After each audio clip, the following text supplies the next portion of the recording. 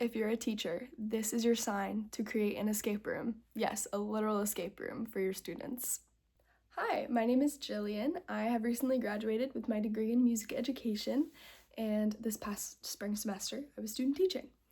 My second placement was high school band. Absolutely the most fun I've ever had teaching, ever. And in addition to the band classes, I got to teach steel band and music theory. One of the biggest highlights of that placement was when I created an escape room for the AP Music Theory students. I wanted to come on here and make a video because through this process, I learned how awesome of a pedagogical tool an escape room can be. And I wanted to put my whole process out there, all the resources, materials I used, so that other teachers can have this inspiration to hopefully execute it in their classrooms. So through this video, I'm going to take you through first the birth of my idea, how that kind of came to life, and then I'm going to go through the specific details of the whole process, how I came up with all the puzzles, including images of everything that I used, and day of logistics, things that happened that weren't expected. And then lastly, I'll go through just how this can generally be applied to any subject, any grade level, the overall goals and things you'll need to consider for that. So I was inspired actually by a lesson plan that my CE, cooperating educator, did, where she had an escape room that she created on a PowerPoint. And some of you might have seen these before. I think I had seen escape room PowerPoints before. It was John Williams themed, it was super easy and fun. And she had done that in one of my first few weeks teaching. Then a few weeks later, days, whenever it was, in the shower, I was thinking, how hard would it be to actually create an escape room in the classroom? This is one of those shower thoughts that I wasn't sure whether it was actually going to come to fruition. Sometimes you have these great ideas and you're like, that would be really cool if it happens. So one day I mentioned it to my CE and she's like, yeah, that's a great idea.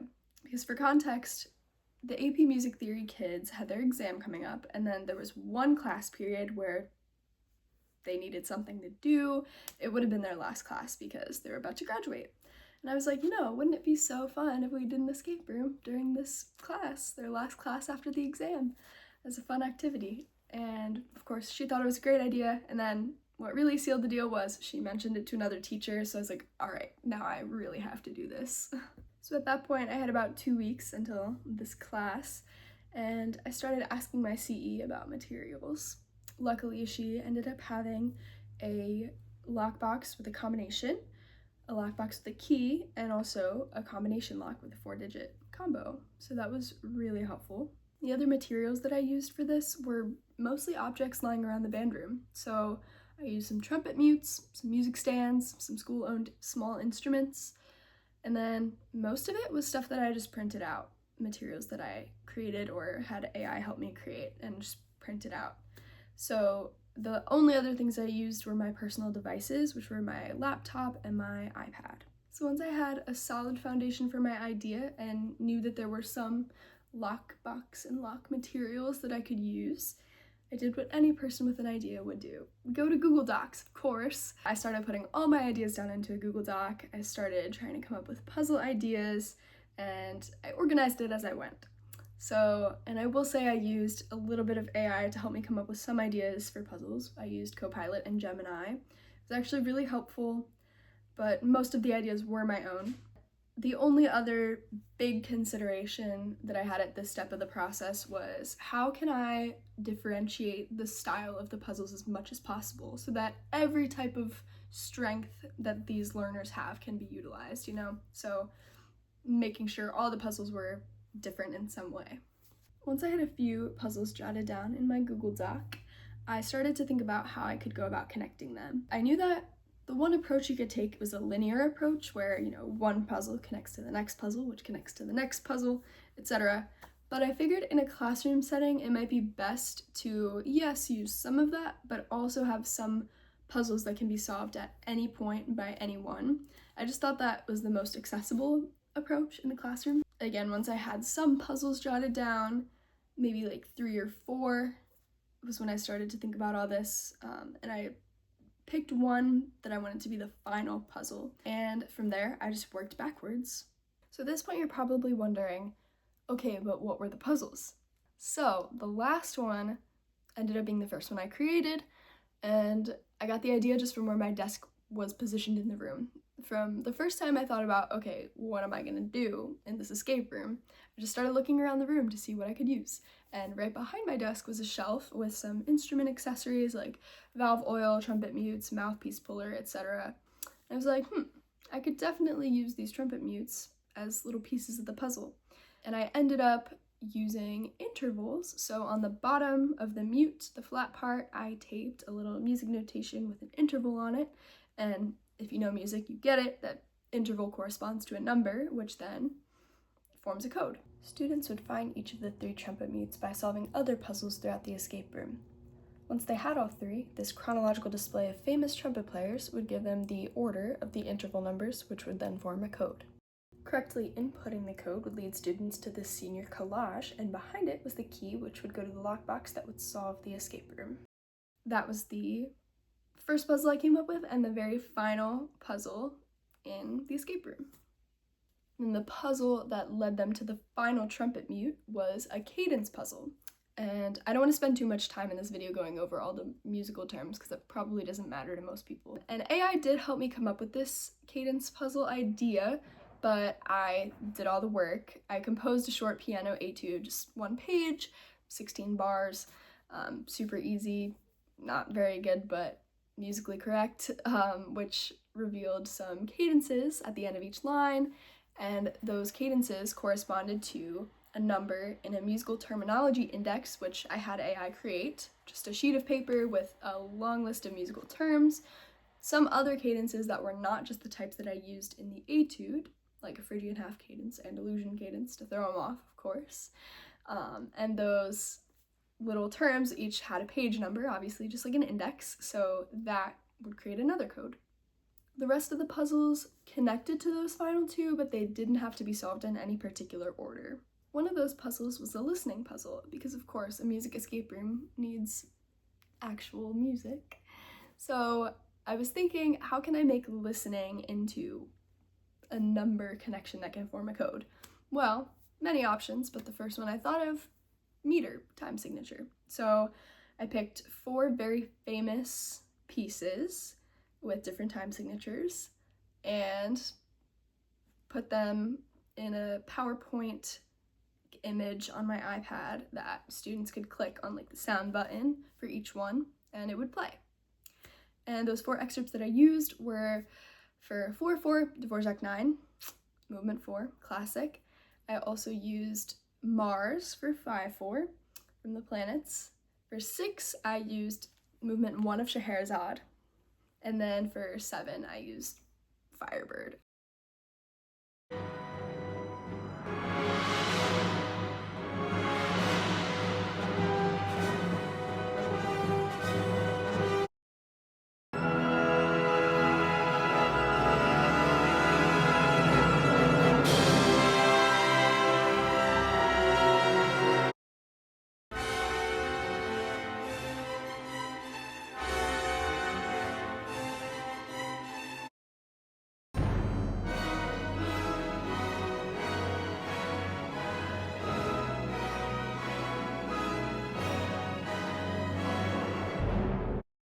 This next puzzle was an AI idea, credit to, forget which one I used, but either Copilot or Gemini.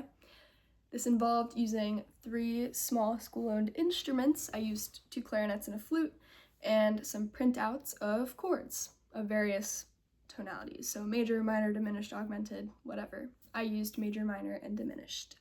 So in this puzzle, a piece of paper with a chord of either major, minor, or diminished tonality was taped onto each of the instrument cases. And to make it correspond with numbers which form a code, I literally put a piece of tape inside each case in the side without the instrument in it and wrote a digit. So those 3 digits form the code to the combination lockbox, which had a preset code. Didn't matter, just use those digits. Easy enough. To get the order of those digits in the cases, there was a piece of paper around the room with a news article that I had AI generate containing a sentence with the words major, minor, and diminished in the order they're supposed to be to form the code. The other puzzle that could be solved at any point during the escape room was one that I thought of on my own, just using music stands. I was like, okay, this would be super easy. I can put music stands in random clusters, the clusters being a specific number of music stands. And then underneath the cluster, I could put a piece of tape, draw a colored dot on it, and then I had AI generate an image with 3 music stands, each containing a colored dot on them. Super easy. That gives you the order of the numbers, and the numbers are the numbers of stands in each cluster. So I had one cluster of 6 music stands, one cluster of 3 music stands, one cluster of 5. Students definitely got that really quickly. Coming up with the connections between the puzzles was definitely a little bit more difficult than coming up with the actual puzzles themselves. Obviously, the ones that unlocked a lockbox or a combination lock were very tangible because they gave you an item or something that would be useful later on in the escape room. But I didn't have unlimited lockboxes and locks, so I had to improvise a little bit. And upon some research, I found that you could use a Google form to function as a way to input a combination. So that was super helpful, but then I was like, okay, but that doesn't give you something tangible. What do I do? You create a riddle. So one of the codes after being entered into the Google Doc would say, you'll find the next clue at blah, blah, blah. And in music terms, one of them was, you'll find the next clue at the submedian degree. Somewhere in the room, they had to find a scale, which I had listed out, a B-flat major scale. On the sleeves of the uniform jackets that they wore, I had just taped a little letter to the end of each sleeve in the scale order. And then these uniform jackets had big pockets, and in the submedian degree, which was the 6th, I put one of the trumpet mutes in the pockets of that jacket. So that was a fun way to lead them to a riddle, which then produced them an object eventually. Another example of using a Google form code to create a riddle, which led them to an object in the escape room, was one of the codes produced the riddle, you'll find the next clue at the home of Antonio Vivaldi. And that clue led them to the country of Italy in the room. I had pieces of paper with printed out images of each European country on a map, only 6 countries. Most of them were there to throw off the students. But 2 of them were useful. One of them was Italy, the home of Antonio Vivaldi. And the piece of the puzzle wasn't exactly right there on that stand with it. I felt that would be a little too obvious. So I put a piece of the cadence puzzle, which is just a piece of the cutout sheet music, on a shelf that was like right next to that music stand. Finally, once I felt I had a good foundation of all the puzzles I needed, the structure of how it was going to be laid out, I did some more Google Doc organizing, so I made a separate sub-tab in one of my tabs where I just literally listed out each of the codes with their corresponding puzzles, what the codes revealed, and how they connected chronologically. So that was really helpful as just kind of a at a glance list of all the codes and things. And finally, at last, I could start creating the materials for the puzzle, which this was a lot of fun. It was pretty easy. It was mostly Google searching images or having AI come up with different things. As the escape room day got closer and closer, I honed in my thinking more on logistic aspects of how the day needed to go. So I had my lockboxes, I had my combination lock, I had my Google form, which there's a way you have to specially curate this form to allow you to only submit the correct response. It'll like give you a screen saying like try again or something. That was the input I used for if they get the answer wrong. I'm not going to go into all of that, but if you look up Google form escape room or something along those lines, you'll definitely find what you need to show you how to correctly set up your Google form. As far as the other logistics were concerned, I was mainly focused on, is the time I give them going to be enough? Is it going to be too much? It was a little daunting because I had no opportunity to test this at all. And I figured they have an 80-minute block. I'll give them an hour.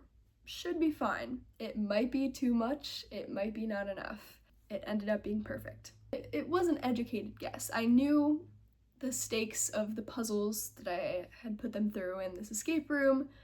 I could think logically about how long they would take, but I really didn't do any crazy math or thinking. I kind of just guessed and it worked. The other big task that I kind of battled throughout the entire creation of the escape room was the plot. Now, obviously it was a music-themed escape room, but I wanted there to be a kind of fun plot to go along with as well, to make it more interesting and more engaging. I tried to come up with some ideas, didn't really come up with anything that I liked, tried to have AI come up with ideas for me, didn't really like any of them. They were all too boring or too stupid, so I was ultimately left to come up with an idea on my own. I realized that I had to link whatever they unlocked in that final safe to an object that would help them get out of the escape room. So I came up, oh, okay, they could have a virus and the antibody is locked in the safe that they have to unlock. So I had AI help me to come up with the narrative for this plot. It was kind of funny. I copied and pasted some of it and changed some of it because it was silly, but this is what I read off to the students. So the title is Biohazard Alert, Modal Virus Outbreak. The crisis. Highly contagious acoustic virus known as the Phrygian strain has breached the school's ventilation system. This virus works by suppressing the listener's ability to resolve musical tension, eventually causing total eardrum paralysis. The band room has been designated as the only acoustically safe room on campus due to its sound-treated walls. However, the rest of the school is infected, and if the harmonic antibody is not found within an hour, the acoustic virus will breach the unprotected band room doors, and the eardrum paralysis of the rest of the student body will become permanent, in addition, obviously, to all the kids in the band room having eardrum paralysis. At the end of that little blurb, I kind of wrote my own guidelines saying, around the room are several clues and puzzles which lead to the unit which holds the antibody to the strain of this virus. You have 1 hour to find the antibody or else you'll face eardrum paralysis forever, wahahaha, whatever.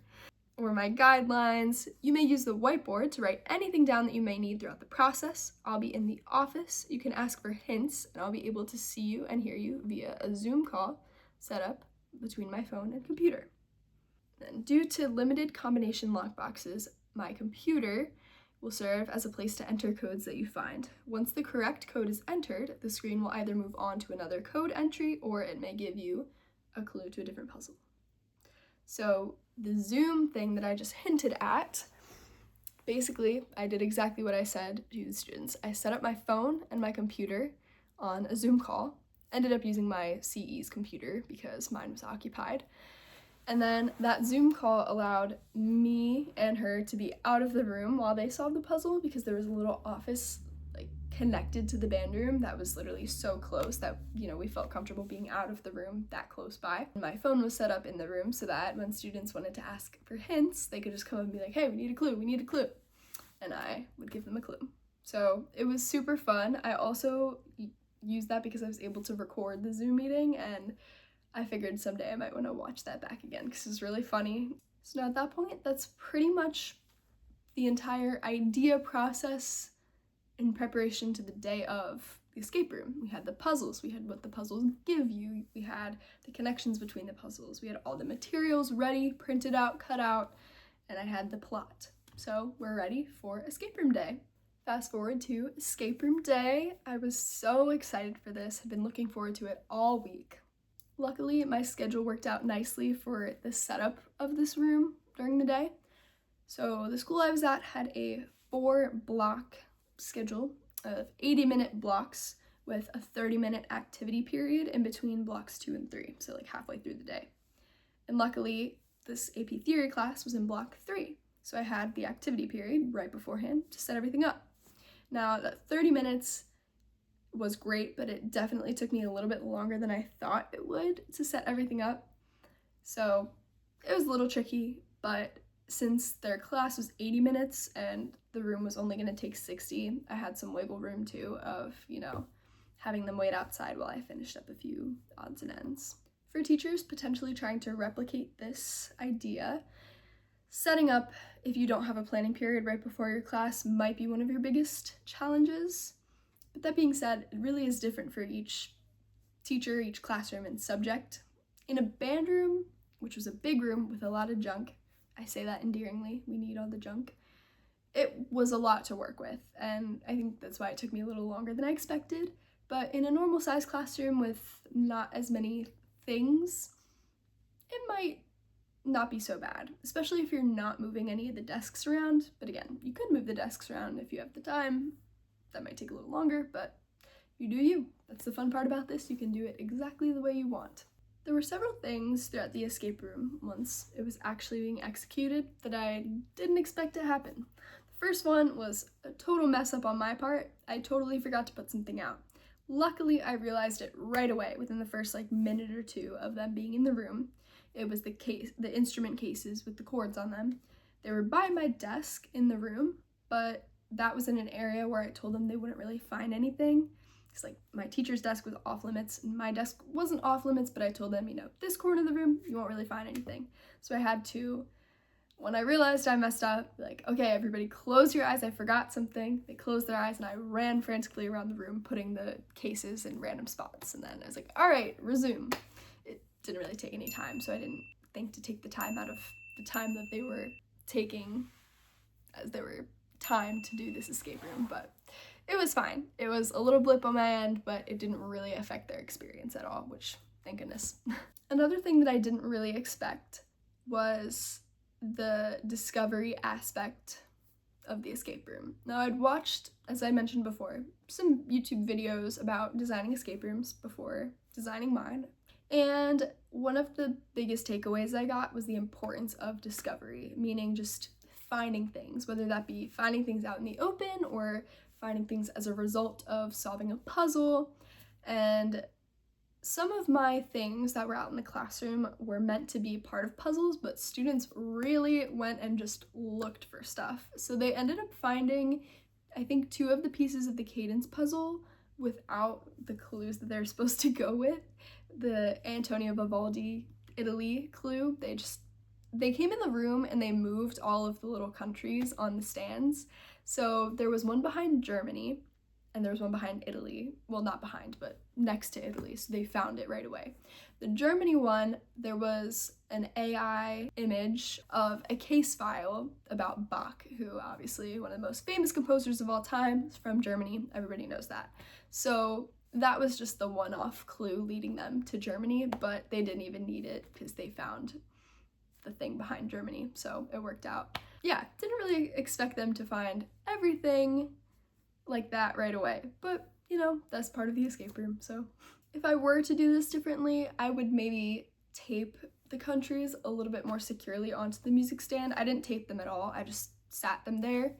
I did put a piece of paper behind Germany so that they couldn't see through it, but that clearly didn't do anything. So maybe if I were to do it again, I could tape the pieces of paper to the center of the music stand so they wouldn't think to just go and move it around. Another thing I didn't expect was with the listening puzzle, the students clicked on the 3rd excerpt first, which was Dvorak 9, and they recognized it. And so from there they were trying to figure out the composer and the piece for the other excerpts, but that was not relevant at all.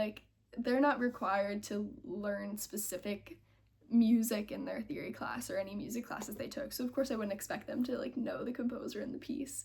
So that was one of the things they ended up having to use a hint for, because they were overthinking that. It's it's not about the composer, not about the piece, that does not matter. Now I'd like to take a minute to just talk about the general aspects of how an escape room can be applied to any subject, any class, grade level, you name it, you can do it, for sure. So the first thing to consider is the theme of the escape room. It could just be tied into the class, music theory was mine, all the puzzles were music theory themed, easy enough. It could be on a very specific unit if you want, really anything works in that regard, as long as there's some kind of general theme or plot for them to follow. A plot might be a fun way to approach it as well. And then an escape room can also have different purposes. It could be literally just for fun, like mine was, or you could totally do this as a review activity for a summative assessment. If you're using different puzzles which encompass a lot of different areas of content, it might be a fun way to review something if they're preparing for a test or something. The next component you'll need to consider are the puzzles themselves. So just sitting down, again, no rhyme or reason, just coming up with ideas, looking around your classroom, the materials that you have to use, and use that to just let your brain flow naturally to an idea, or use AI to help you, no shame. And then also considering the different tools that you'll need, if you want to use Google Forms as your code input device, things like that. And last but not least, the materials that you use obviously are super important. So if you have any lock boxes or combination locks offhand, great. If you don't, you can always ask another teacher. Lots of teachers, especially in specific departments which have specific fundraisers, like music or sports or whatever, surely they have something. And then if you still don't have any luck or don't want to ask someone else, you could totally, again, use the Google form alternative that I mentioned. You can find on the internet how to develop your Google form exactly the way you need for an escape room. You can also use locks to lock cabinets in your room. You might need a bike lock instead of like a regular lock if your handles are farther apart, but that could be a great option and pretty low budget. And another option you could use, on Amazon there are some pouches with combination locks if your objects that, are the results of your puzzles are small enough that could fit in a little pouch. That could be a pretty low budget alternative. One of the logistic things to take into account for your escape room is being out of the room. I highly recommend it because having your presence away from the students allows them to not think about you being there. For one, just like your presence could cause them some anxiety in the fact that you created this whole thing and you're watching them do it, just like, but also it gives them a lot more accessibility to clues if you're right there, and they can just be like, hey, can you give us a hint, blah blah blah. Or even if they're like if someone's not with the rest of the group just asking you for hints, it's like no. So there are different ways you could go about this. Obviously, someone's got to be in the room with the students so that they're safe, unless you have a little closet or, connecting room that's like right there and you're watching them via Zoom call, and then obviously you know what's going on because you're right there and you're watching. So that was what I did with my CE. We sat in this little office area that connected the band and the choir room. It was perfect. And if you don't have like a little closet or connecting room, you could totally try to ask another teacher who has a planning period during your class if you could switch. So have that teacher come in your room, just sit at your desk and do their work, whatever teachers normally do during planning. Just have them chill. Students aren't going to really ask them anything because they don't know anything. They're just sitting there as a body in the room to make sure everyone's okay. And then you could go to their room and have your Zoom call set up so that you can watch everything and be that like game master if students want to ask for a hint. It's super fun to use the Zoom to have students have like a game master, like a real escape room, because then they can't see you, they just ask questions. It's super fun. And you can also record the Zoom meeting so that you have it to look back on, which is great.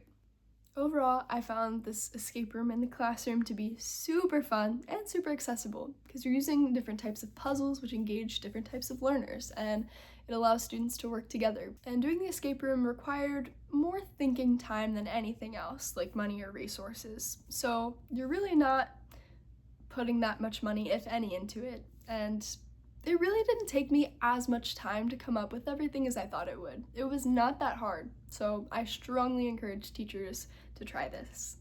After I did my escape room, the next day I had a student come up to me and say something along the lines of, "Miss Fetro, I just want you to know that I was absolutely gushing about this escape room to anyone who would listen. It was so much fun." Something like that. And to hear a student come up and say that was obviously super heartwarming. I could tell when I was watching them do it and afterwards when we were just hanging out in the classroom that they had enjoyed it, but it was really nice to have that affirmation as well. I hope this video was super helpful, maybe a little too detailed, but helpful in laying out all the ideas that I used and tools that I used to help me in coming up with my escape room. I hope that after watching it, you hopefully feel empowered to create one for your students. Thank you for watching and enjoy your escape room.